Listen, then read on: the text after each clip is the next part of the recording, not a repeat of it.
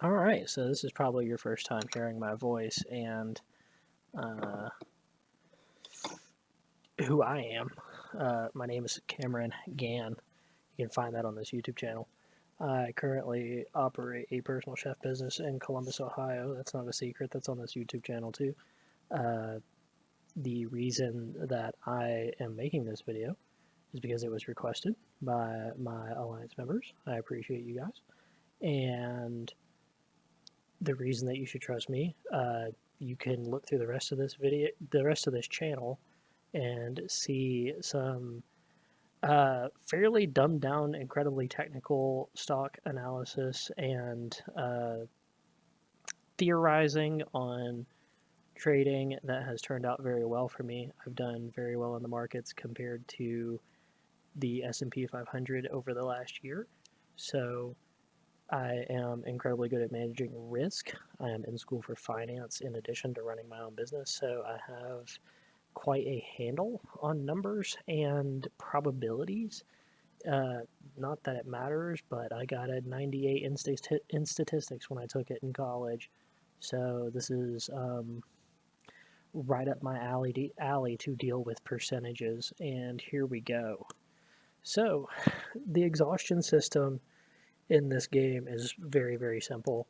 Attackers exhaust at about 1% per second, be that PvE or PvP, and defenders do not exhaust with an asterisk next to that. The asterisk is that per attack, a certain percent of the defenders' benders will be wounded, but they will also be exhausted. So I think it's about a 0.5% split between who is wounded and who is exhausted, and that 0.5% comes from the attacker's total power.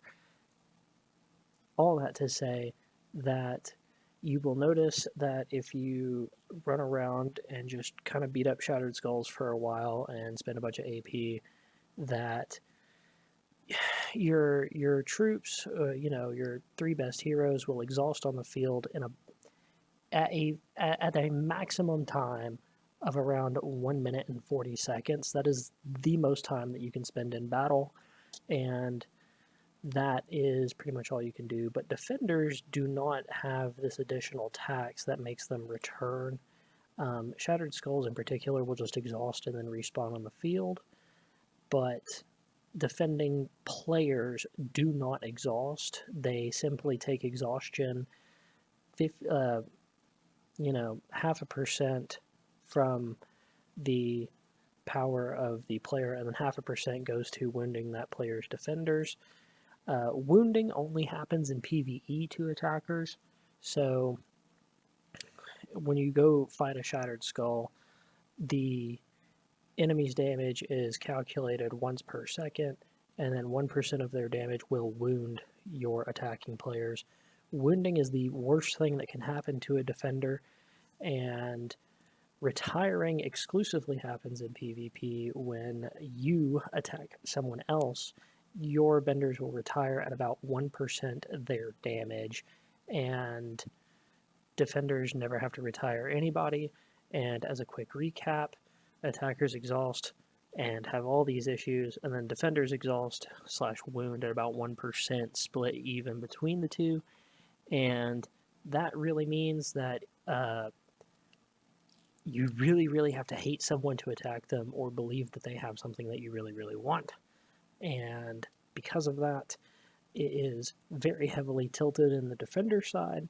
However, the way that Turning Point squares this circle is through the rally system, which I'm not going to cover in this because this is not what this is about. This is about how attacking affects your troops personally. So given the rally system, it becomes a lot more complex, and the game starts doing weighted averages, and that moves into a systems of equations that you guys probably aren't interested in, at least for what is supposed to be a quick video. However, it does exist around there. So how does combat play out? In this game, you can go into the avatar trail and you can set it on 1x speed, which is something you probably haven't done in a while, but attacks occur every 1 second. And so all probabilities are calculated once per second. And I will call this a tick from now on, but as an example, uh, we all have relatively high level boomies, and Boomy has, I believe, a 5% chance to send an extra ultimate attack or whatever you want to call it, skill, right? And that 5% chance gets calculated once per second. So every 1 second, the game decides, do I give this 1 in 20 chance or do I not give this 1 in 20 chance? And that is how combat plays out. So when exhaustion happens per tick, who does it apply to? Particularly for, I believe this is a broad swath across the game because this is what I look for in my reports, right? Is that if you have all tier 1 troops, 100% of the exhaustion goes to your tier 1 troops. But if you have a mix and a makeup, the game does a weighted average. So it weights, is 80% of your troops tier 6, then 80% of the exhaustion tax will apply to your tier 6 troops.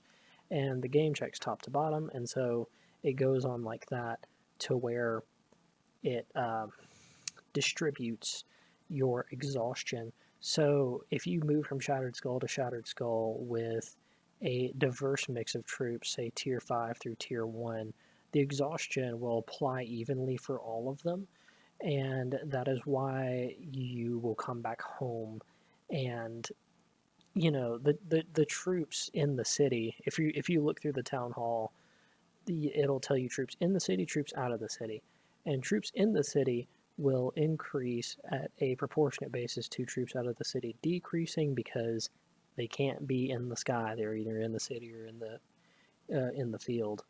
And so when you go through with an attack and an exhaustion applies, you can put it at like 99% T5s and then like 1% T1s. And then when you send that out there, you will notice that 99% of the T5s came back and 1% of the T1s come back. That's the exhaustion system for attackers, more or less. And exhaustion only occurs to defenders on a 0.5% basis based on the attacker's power attacking. I'm glad that we covered that. So how does wounding or retiring work? So about 1% of attackers or defenders' damage will wound or retire their opponent, however the damage applies top down. So the game checks every single second, server side, because we're all doing this on our phones or on tablets or for the most part.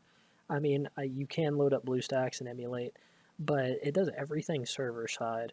So each second when an attack happens, it will check both parties involved in the attack, be that a rally or be that just a singular city and a singular person. It will work. Hi, Anya. Hello? It will work its way down. It will check for T6s and then work its way down. It will check for T5s and then work its way down. And it will apply retiring or wounding top down. So it will check if you have a tier 6, and if you do, it will apply the defender's damage to that singular tier 6 before it even checks for a T5. And that T6 will become retired first. I have attacked enough things to know that I have spent at least 100 million just building back up to tier 4s and building back up to tier 4s and building back up to tier 4s. My alliance leader Cheers will probably remember when I said a long time ago, hey, I've got all T4s, and Cheers said great. However, the hero that I was using gained more benders, and as I attacked other cities for more resources in the northern area, I retired a lot of tier 4 benders getting to Town Hall 26, and that is how that goes. So how does this apply to heroes? Heroes just sit around and do damage constantly. So long as you have them stocked with benders, they will sit there and just do damage. And it really, it's the best part is that really the whole reason that we're sending out these troops is so our heroes can just effectively sit there and do more damage over time. It doesn't work in PvP situations, but PvE it sure does. So if you're going to attack someone, you better have a full squad. You better send everything you got. You better do it as much as you can. And this comes back to squaring the circle with the rally system. There is tons and tons and tons that I haven't covered here, but I wanted this to be as short as I can. This is going to be 10 minutes tight. I'll see you guys later. Bye.